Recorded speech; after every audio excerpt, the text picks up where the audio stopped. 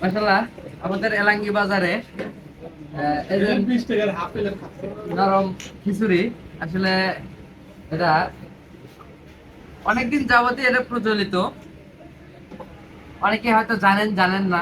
আমি আজকে আসলাম, এসে দেখি যে এখানে নরম খিচুড়ি বিক্রি করে, একদম একদম নরম দেখতে পাচ্ছেন। এরপর একটু সরিষার তেল দিয়ে উফ সেই হবে না। এই যে পলাশ ভাই খাচ্ছে, মাশাআল্লাহ সেই টেস্ট, আসলে টেস্ট পলাশ ভাই।